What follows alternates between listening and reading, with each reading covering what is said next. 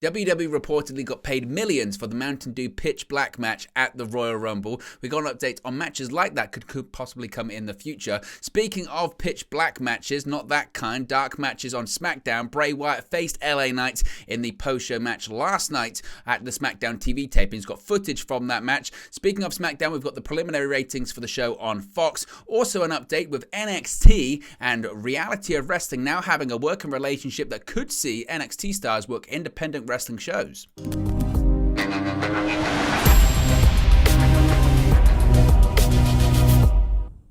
Hey guys, welcome back to Wrestling News 365. Hope everyone is doing very well. As always, there are plenty of news stories to get into in the world of World Wrestling Entertainment. Let's start off talking about just how much money the infamous, polarizing, controversial, whatever you want to call it, Mountain Dew Pitch Black match at the Royal Rumble generated for WWE, and in short terms, a lot. Now, details have emerged on the deal between Pepsi and WWE for the Mountain Dew Pitch Black match at the Royal Rumble last weekend. At the January 28 Premium Live event, Bray Wyatt defeated LA Knight in this unique stipulation bout, a first time ever bout, actually it must be said, at the Royal Rumble. The match appears to have split fans, with some praising WWE and Wyatt's ambition, and others believing it was one of the only low points of the night in what was otherwise a pretty decent show. Per Dave Meltzer on Wrestling Observer Radio, the Mountain Dew partnership was a, quote, $1 million deal. Meltzer noted, quote, well, you know, the thing is that the Mountain Dew one, that was $1 million deal. That's significant money if you can get deals like that. It was a really crappy match though, and they kept it short. I guess Pepsi has to decide whether it's worth it to spend $1 million to sponsor a crappy match. Maybe it is. I don't know. On a pay-per-view that was seen by 2 million people. Now, Royal Rumble 2023 was recently touted as the most viewed Royal Rumble event of all time. WWE reportedly has plans for a sponsorship match at WrestleMania 39 in April, which has been spoken about, maybe involving Cinnamon Crunch, Captain Crunch, or other possible names in the match. You know what, when it comes to the Mountain Dew Pitch Black match, I think a lot of people don't understand what the purpose of this match was. Speaking to friends that watch the Royal Rumble that aren't necessarily week-to-week hardcore wrestling fans like you and I, one person I spoke to said it was just an advertisement. And guess what? It worked. In the same way that any sponsor would pay to advertise their product on a show during the commercial break of a show, this was just a much more enhanced advertisement. I would suspect, and I might be wrong here, but I would suspect that the majority of the people that watched the Royal Rumble knew what the Mountain Dew Pitch Black flavor was more coming out of it than they did coming into it. I would have probably assumed that a lot of people in the build-up to the Royal Rumble, prior to the match being announced, prior to seeing the match at the Royal Rumble, had no idea what Mountain Dew Pitch Black was. Coming out of it, they know exactly what it was. Now, whether that means they buy it or not, I don't know. But certainly, a lot of people were talking about Mountain Dew Pitch Black. I'm talking now about Mountain Dew Pitch Black. You're listening and discussing Mountain Dew Pitch Black. Everyone on social media is talking about Mountain Dew Pitch Black. We wouldn't be if they hadn't paid for this match. That's brand exposure and awareness that probably is worth way more than $1 million or a multi-million-dollar deal, however much it is. The figures, again, as per everything with Dave Meltzer, was pretty vague. So that's one part of it. It was an advertisement, and lots of people are still talking about it, which again means Pepsi get their money's worth because, again, people are talking about Mountain Dew Pitch Black. That was the point of it. Now, as far as people going, the match sucked. The match was never going to be good. Why was the match going to be good? Was the match ever going to be a classic 20, 30, 40-minute bout? Of course it wasn't. It's in the dark. That match can't be 30 or 40 minutes. It's never going to be this spectacular, amazing arm drags and submissions and false finishes and all that kind of stuff because it was never going to be. Look at the people in it. Bray Wyatt and LA Knight in general aren't going to have that kind of match, especially with the stipulations. They're kind of backed into a corner with it being a pitch black match. How are you supposed to have a 4 or 5-star match in the dark or under different lighting? It's just not going to happen. When has Bray Wyatt ever had that level of quality of match? Very rarely. Only a few times in his WWE career have we said that was a fantastic match. I think back to Daniel Bryan at the Royal Rumble in 2014. I think that's probably the best match Bray Wyatt's ever had inside of a WWE ring, right? So that's another part of it too. For what it was, I thought it was fine. It was a spectacle. It was one to advertise the product. It did that because, again, we're talking about it now. And on top of that, in terms of the look, the aesthetic, the visual, I thought the visual was pretty cool. I've seen some people get very pedantic about it, saying, well, it wasn't pitch black, it wasn't in the dark. You actually want people to wrestle in the dark? How are you going to see it? That'd be far worse than what we saw last weekend. Again, it's for the aesthetics, for the neon look, for the Bray Wyatt transformation. I didn't really care that much for the masks that he put on afterwards, because that to me looked a bit silly. And if anything, I thought the face paint worked better. The post-match angle of Uncle Howdy when he dived off, he missed LA Knight by about that much. It was very clear. And I mean, I'm being facetious when I say that. It's far bigger than he missed him by. But in terms of the spectacle, I thought it could have been a lot worse. The Hell in a Cell match between Seth Rollins and Bray Wyatt, Hell in a Cell in 2019, was worse than the pitch black match. And I know that's a pretty low bar, but again, I think sometimes wrestling fans have to take a step back and see things for what they are, their business. And there are some people, as the report mentions, there are some people that liked it. There are some people that like the spectacle. There are some people that don't really care that much. I know it's shocking to say, but they don't care that much about the minutiae of the in-ring product. They care about the spectacle. They care about the over-the-top storyline. Some people like that kind of stuff.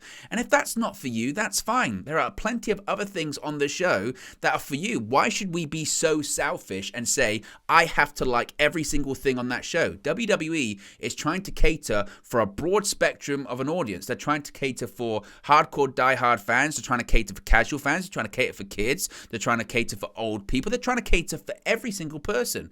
And to do so, you have to give them a bit of everything. There are some people that like this kind of over-the-top spectacle. Some people don't like it. Some people think it's hokey. Some people think it's stupid. But at the same time, clearly it's working, and it worked. Bray Wyatt is one of the biggest merchandise sellers in WWE. And as I've said several times, and I'll continue to say it because that's what they paid for, we're talking about Mountain Dew Pitch Black. And that was the whole point of the match.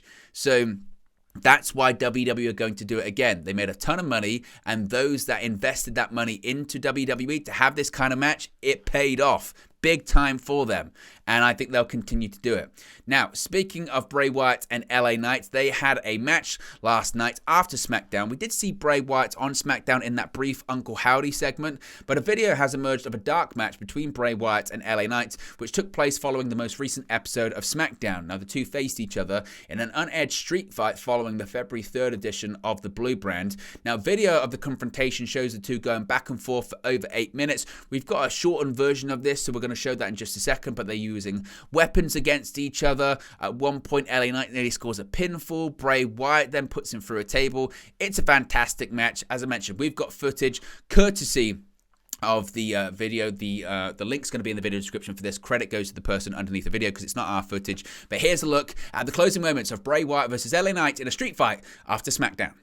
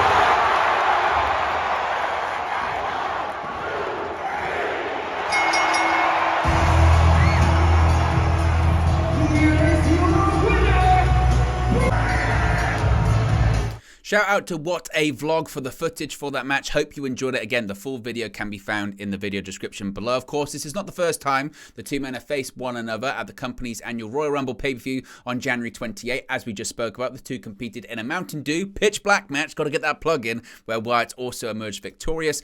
If they're going to continue with this storyline, looks unlikely. It might just be a case of they had the match for the crowd last night. What they're going to be doing going into WrestleMania, though, we still don't know. Speaking of SmackDown, though, we've got the preliminary ratings for the show last night. Now, of course, these numbers fluctuate, and it's not the final number, so we'll have to wait and see until that one comes out probably on Monday. But the preliminary numbers for Friday SmackDown are in. Spoiler TV reports that the February 3rd episode of WWE SmackDown drew 2.263 million viewers in the preliminary number. The first hour posted 2.288 million viewers, while the second hour came in at 2.239 million viewers. The preliminary viewership is down from last Friday, which drew 2.433 million viewers in preliminary numbers. The final number for the January 27 episode of SmackDown came in at 2.544 million viewers. Again, the numbers on SmackDown recently have been massive, haven't they? Especially as we head into WrestleMania season. If this is just the beginning of WrestleMania season, imagine what could happen as we get right closer to WrestleMania. Now, Friday's episode scored a 0.55 rating, a 0.6 in the first hour, 0.5 in the second hour in the preliminary 18 to 49 demographic, which of course is still down from last week's preliminary number of a 0.65 rating in the demo. The January 27 episode finished with a 0.67 rating in the demographic, which was the highest since Christmas Day 2020. Of course, that's when they did that massive number with the SmackDown in the Thunderdome, but they did that massive number purely because they were coming off football games on Christmas Day. So last week's number was even more impressive because it wasn't due to a strong build-in or lead-in or anything like that. It was just because the show had a lot of buzz surrounding it. So very exciting stuff for WWE, and it's going to be fascinating when those final numbers do come out next week. Now, it's not just the only impressive thing for SmackDown last night, because the most recent edition of SmackDown has broken a huge company record for WWE, continuing its streak of financial windfalls. At the beginning of February, the company posted its annual revenue report, revealing that it had made $1.3 billion in 2022, the highest amount in the company's history. This isn't the only achievement WWE has scored this week, however, as it appears that the most recent edition of SmackDown in Greenville was the highest grossing event in that market in the company's history. Speaking on Twitter, Sean Ross Sapp of Fightful highlighted the recent milestone, tweeting, quote, "Tonight's WWE internal live events report indicated a complete sellout for SmackDown in Greenville and the highest grossing event in the market in company history. This has been happening with regularity as of late." The episode was the first SmackDown to follow the previous weekend's Royal Rumble pay-per-view and advanced the acclaimed Bloodline storyline between Sami Zayn and Roman Reigns. In the episode, Zayn finally turned on the Tribal Chief, challenging to a match at Elimination Chamber for the undisputed WWE Universal Championship. Of course, that event will take place on February 18 in Montreal, Quebec, Canada. And it's just fascinating, isn't it? You know, with these rumors of Vince McMahon possibly wanting to get back in creative. Why would he want to? WWE's doing record business right now and record revenue, and not record ratings, but certainly the best ratings they've done in a really long time. And as I said previously about the preliminary ratings for this week's edition of SmackDown, we've only really scratched the surface. We're only just heading into WrestleMania, so things could and most likely will continue to get better. This is a really interesting story because Booker T, he's an announcer, he's a commentator for NXT, and it's proving dividends for his own promotion. The Forbidden Door in professional wrestling has opened up a lot as of late, with WWE still yet to fully get in on the action. Kyle Anderson, of course, was able to fulfill his prior commitments to New Japan Pro Wrestling after signing with WWE in October, dropping his Never Openweight Championship to Tama Tonga at Wrestle Kingdom 17 last month. Now it appears as though WWE is set to partner up with an independent wrestling promotion, namely Reality of Wrestling, run by WWE Hall of Famer and NXT announcer Booker T. The ROW Twitter account announced today they'll be working with NXT to bring fans matchups between NXT stars and stars from the ROW roster. The announcement came alongside the announcement that Ivy Nile will be in action on the February 11 Reality of Wrestling show in Texas. They tweeted, quote, "Reality of Wrestling is taking the roster to the next level. We are proud to announce that we'll be working with NXT to bring our fans incredible matchups they can't see anywhere else. Don't miss the chance to see NXT's Ivy Nile in action on Saturday, February 11th in Texas City." This comes not long after various independent promotions such as ICW and Progress had their content discontinued from the WWE network. NXT, of course, is set to hold its Vengeance Day event yesterday, with Ring of Honor alumnus Roxanne Perez defending her NXT Women's Championship against both Gigi Dolan and JC Jane. Now, this is a big story, actually. It's got quite a lot more to it. In an update from Brian Alvarez, the announcement of Ivy working for ROW is the first of a few NXT stars working independent dates. He said, quote, NXT is going to allow talent to work select indies going forward, which is a pretty big deal. Now, the change comes following the recent change to NXT recruitment, with more independent names such as Dragon Lee recently signing with the company. And again, it certainly is a big deal. Speaking of NXT as well, Shawn Michaels has spoken about NXT stars appearing on the Royal Rumble, or rather not on the men's side of things. Ever since the brand's popularity began to grow, WWE has often featured NXT stars in both the men's and women's Royal Rumble match as a way to showcase their talents to a wider audience. In the 2023 Women's Royal Rumble match, there were 3 NXT stars featured, as Roxanne Perez, Zoe Stark, and Indy Hartwell appeared in the match. Notably, there were no male stars from NXT featured in the 2023 Men's Rumble match. On the latest NXT media call, Shawn Michaels discussed this with Fightful and talked about how the main roster creative team only needed women for this year's Royal Rumble matches. Quote, sometimes it matters a great deal, other times it doesn't. I think they had a pretty good idea of who it was they wanted this year. Obviously, they asked us our opinions. We certainly gave them, but for this year, it was a matter of who it was they wanted, and then a couple of backups or alternates in case something were to happen. They only needed women. It was my understanding that they had plenty of men. For us, it's a great opportunity for NXT to have anybody up there. I'll be honest, it's always the main roster call as far as what it is. Anything that has to do with our talent going up there, it is more often than not a main roster call. When we're looking for main roster folks to come down here, that's me making a request, and for the most part usually being granted. Other than that, there being conflicts in talent schedules. Michaels elaborated later on the call, responding to a question from WrestleZone's Bill Pritchard about how the company chooses which NXT talents to feature in those matches, saying, quote, I have no way in how they determine how long people go in. I suppose if I wanted to be a pain in everybody's backside and ask, I could find out that stuff. The Rumble is done in advance, and they always have their idea of how they want it to go. Pure speculation on my part. They feel like, let's highlight a couple of NXT talent. We can each give them a moment. I cannot honestly speak to having any information on how that is decided and how they decide to go about it. Of course, no NXT stars were present in either of the Rumble matches in 2022. Of course, that was because there was this weird Vince McMahon ban on NXT talent appearing at the Rumble last year. However, that has subsequently changed. But there you go, guys. It's the latest WWE news for you. Be sure to smash a like on the like button. Be sure to subscribe, bottom right-hand corner. Let me know your thoughts on today's WWE news stories in the comment section below, and I'll speak to you again very, very soon. Hey guys, thank you for watching, listening, streaming, or however you come across this video today. Be sure to click on the video on the right there to watch our next video, or click the bottom there to subscribe, or the bottom right hand corner. Thank you very much, and I'll speak to you again very soon.